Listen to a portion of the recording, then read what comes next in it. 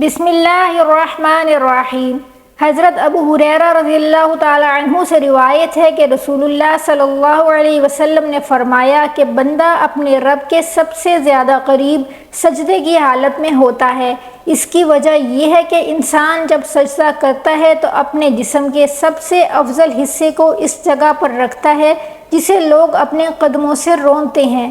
اس طرح اپنے جسم کے سب سے بلند حصے کو اپنے جسم کے سب سے نچلے حصے کے مقابل رکھتا ہے، یعنی اس کا چہرہ جسم کا سب سے بلند حصہ ہے اور اس کے دونوں قدم جسم کے سب سے نچلے حصے ہیں، تو وہ اللہ رب العالمین کے سامنے خشوع و خضوع اور عاجزی اور انکساری کا اظہار کرتے ہوئے اپنے چہرے اور اپنے قدموں کو ایک برابری میں رکھتا ہے، اور اسی لیے وہ سجدے کی حالت میں اللہ کے سب سے زیادہ قریب ہوتا ہے۔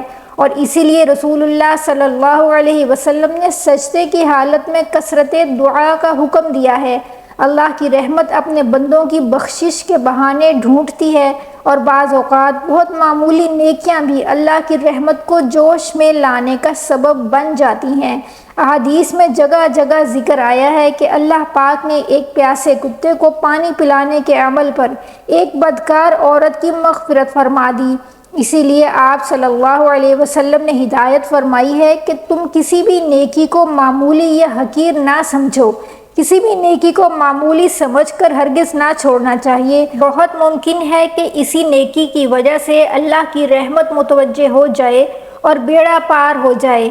ایک بزرگ جو بڑے محدث تھے اور انہوں نے ساری زندگی حدیث کی خدمت میں گزاری، جب ان کا انتقال ہوا تو کسی نے خواب میں ان کو دیکھا اور پوچھا کہ حضرت اللہ نے کیا معاملہ فرمایا؟ تو انہوں نے جواب دیا کہ بڑا عجیب معاملہ ہوا، میں نے ساری زندگی دین اور حدیث کی خدمت میں گزاری تو میرا خیال یہ تھا کہ یہ اعمال میری بخشش کا باعث بنیں گے، لیکن جب اللہ کے سامنے پیشی ہوئی تو اللہ نے کچھ اور ہی معاملہ فرمایا۔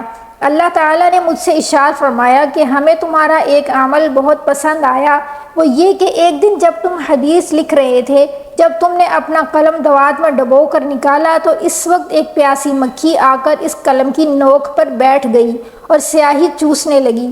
تمہیں مکھی پر بڑا ترس آ گیا اور تم نے سوچا کہ مکھی اللہ کی مخلوق ہے اور پیاسی ہے، یہ سیاہی پی لے تو پھر میں قلم سے کام کروں۔ تم نے اپنا قلم روک لیا اور اس وقت تک قلم سے کچھ نہیں لکھا جب تک وہ مکھی بیٹھ کر سیاہی چوستی رہی۔ یہ عمل تم نے خالص میری رضا کے لیے کیا، اس لیے ہم نے تمہاری مغفرت فرما دی۔ ناظرین، آئیے اب جانتے ہیں وہ کون سے 3 وقت ہیں جب عورت اللہ کے سب سے زیادہ قریب ہوتی ہے۔ جب حضرت علی رضی اللہ عنہ سے پوچھا گیا کہ اللہ کے سب سے زیادہ قریب کون ہے تو انہوں نے جواب دیا کہ اے بندہ خدا، اللہ کے سب سے زیادہ قریب وہ عورت ہے جو اللہ کے لیے نامحرم سے پردہ کرتی ہے۔ اللہ نے عورت کو رحمت کا مجسمہ بنایا تاکہ وہ گھر کو رحمت سے بھر دے۔ میں نے اللہ کے رسول صلی اللہ علیہ وسلم سے سنا ہے کہ اللہ نے ہر عورت کے لیے ایک فرشتہ مقرر کیا ہے تاکہ وہ عورت کے دل کی آواز سنے اور فوراً اس کی دعا کو اللہ کے دربار میں پہنچا دے۔ لیکن افسوس تو یہ ہے کہ جب ایک عورت بے پردگی اختیار کر کے زندگی گزارتی ہے تو وہ فرشتہ اور اللہ کی رحمت اس عورت سے دور ہو جاتی ہے اور یوں عورت دکھ اور تکلیف کا شکار ہو جاتی ہے۔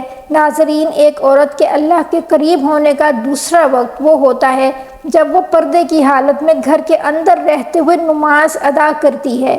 ایک مرتبہ ام حمید رضی اللہ تعالی عنہا رسول اللہ صلی اللہ علیہ وسلم کے پاس آئیں اور کہا کہ یا رسول اللہ، میرا دل چاہتا ہے کہ میں آپ کے ساتھ نماز ادا کروں۔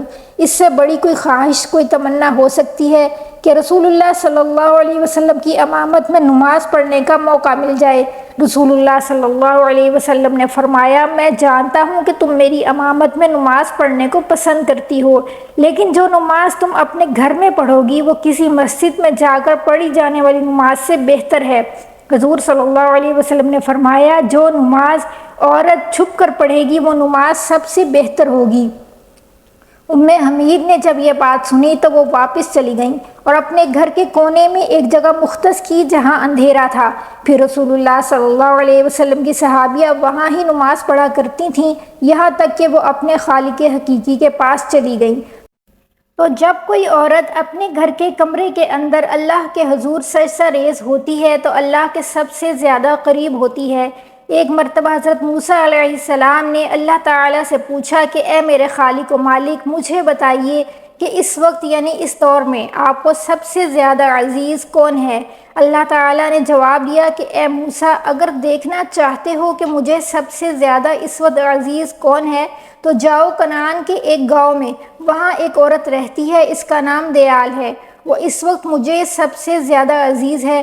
حضرت موسیٰ علیہ السلام کے دل میں خواہش پیدا ہوئی کہ میں بھی اس بندی کو دیکھوں کہ آخر وہ کون ہے اور ایسے کون سے عمل کرتی ہے جس کی وجہ سے اللہ کو سب سے زیادہ عزیز ہے۔ حضرت موسیٰ علیہ السلام جب اس گاؤں میں اس کے گھر پہنچے تو کیا دیکھتے ہیں کہ ایک ٹوٹا ہوا گھر ہے، اس میں ایک عورت جس کے نہ ہاتھ ہیں، نہ پاؤں ہیں، نہ آنکھیں ہیں، نہ کان، صرف ایک زبان ہے جس سے وہ اللہ کا شکر ادا کر رہی ہے۔ دل میں کہنے لگے، اے اللہ، تو نے اسے کسی بھی نعمت سے نہیں نوازا، پھر بھی یہ تیرا شکر ادا کر رہی ہے۔ بس حضرت موسیٰ علیہ السلام کا یہ سوچنا تھا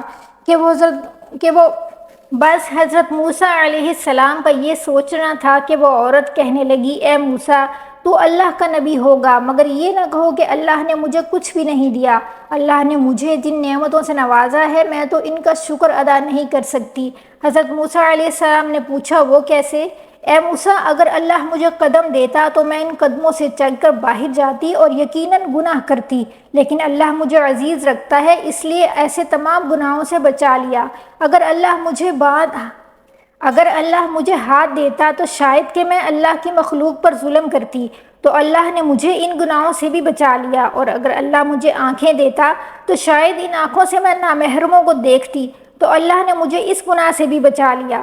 اگر اللہ مجھے کان دیتا تو شاید میں گانا بجانا سنتی، غیبت سنتی، تو اللہ مجھے ان گناہوں سے بھی بچا لیا۔ اور اللہ نے مجھے صرف ایک زبان دی ہے تاکہ میں اس کا شکر ادا کر سکوں، اور اللہ نے میری روح کی آنکھوں کو اتنا منور کر دیا ہے کہ میں نے آپ کو کبھی دیکھا ہی نہیں، پھر بھی پہچانتی ہوں، تو بتاؤ میں اس رحیم اور کریم رب کا شکر کیوں نہ ادا کروں؟